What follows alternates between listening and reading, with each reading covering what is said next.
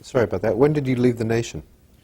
I resigned from the nation not long after the 11th of September 2001 and a little bit before the intervention in Iraq, because I was fed up with the masochistic tone that the magazine took about the confrontation with jihadism and its totalitarian allies. It was basically saying, well, this must have something to do with American foreign policy. It must be a revenge for something we did wrong. And I thought, no, I'm not listening to a bar of that song.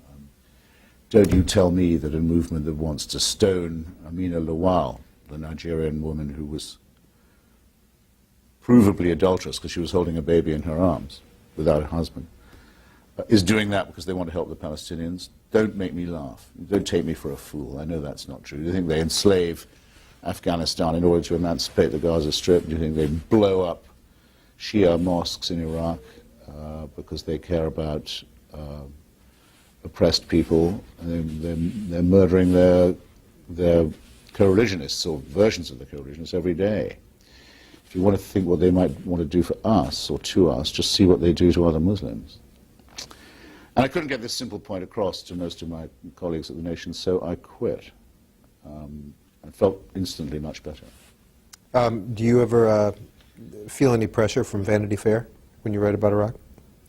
No, I can safely say I don't. I mean, the editor takes a very forward position of his own. But to his credit, he decides to do that in his own column, his editorial letter in the magazine. He doesn't inflict it on others who write for it. He awards himself the space in which he could easily discuss other things. He and I have debated it a couple of times on television. No, there would be no hint of that. By the way, I shouldn't even imply that there was any such hint at the Nation either. They never tried to change anything I wrote. But there came a point when I thought that not just the editor, as in Graydon Carter's case, but the magazine itself had become a sort of echo chamber, as I put it, for people who thought that John Ashcroft was more dangerous than Osama bin Laden. And as I say, I'm totally sick of that mentality, that masochism, that falsification of the reality. You can see it disproved every day. These people are murdering Muslims in Indonesia, in Iraq, in Nigeria. They're not the product of poverty and unemployment. They are the cause of poverty and misery and unemployment. We have to get this right, or we will get everything else wrong. And we'll be committing cultural and political suicide. And I'm not willing to stand by and see that happen. A 25-year viewer from Los Angeles, thanks for holding, and you're on the air with Christopher Hitchens. Thanks, Mr. Hitchens. Thank you for getting to the truth of the letter that I'd sent on Cindy Sheen's behalf to ABC's Nightline. I don't agree with your position on the war, but I very much appreciate you getting out the truth in the sidebar of your piece for Slate.com on August 18th, I believe.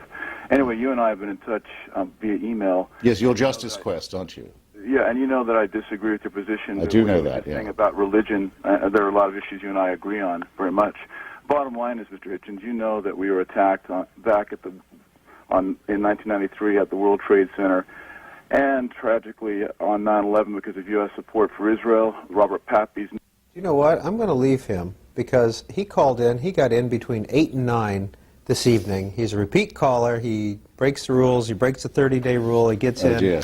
And no matter, we could be talking about economic policy, it'd be about Israel. It would be the same, I know that. So do you hear from him He's a very often, assiduous emailer to me, and he's actually, of the ones I get, he's one of the brighter ones, and he did, having promoted Ms. Sheehan, who's, I'm sure, known to all your audience, he did point out to me that she had said, agreeing with him in point of fact, that her son had been killed by George Bush, not by the people who actually killed him, and had been killed in a Jewish war for Israel. And when I challenged Ms. Sheehan and said, well, is that what you're using the memory of your son to promote? She denied ever having said it, which she had, and blamed this gentleman for inserting it into her email. In other words, the next thing you're going to hear from Ms. Sheehan is she has messages from outer space in the fillings of her teeth. She's a flake and a moral coward because she wouldn't stand by what she had actually said. And he was brave enough to point this out to his co-thinkers, so I'm grateful to him for that. But anyone who believes that we were attacked on 9/11 because of American support for Israel is fooling themselves and attempting to fool others. I repeat the question: what is the connection between the murder of 17 Indonesians last week in Bali, or the stoning of a Nigerian woman who's committed adultery, or the banning of polio vaccine by the imams of northern Nigeria because they think it's a UN-US plot, or any of these things, and the emancipation of the Palestinians from occupation. There's no connection at all. Mr. bin Laden does not believe in a Palestinian state. That's why he has almost no Palestinian supporters. He believes that Palestine should eventually become part of a greater caliphate that would be run by people like him. He's not anti-imperialist. He's for the restoration of a lost and barbarous empire.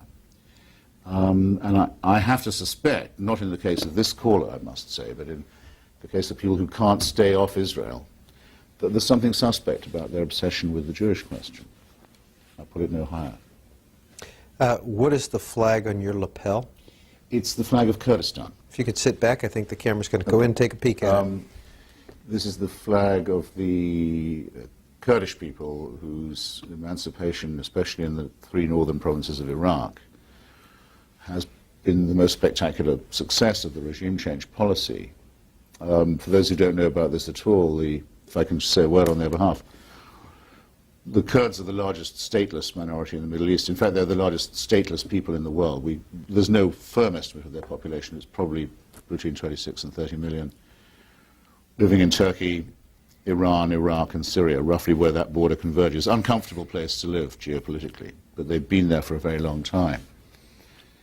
And have been dispossessed and, as you know, not long ago subjected to an attempted genocide by Saddam Hussein involving the use of weapons of mass destruction, and are beginning to find their feet as a minority and to express themselves and achieve a version of self-government, which I think is a very worthwhile cause and one that should be better known and should have more support in the West.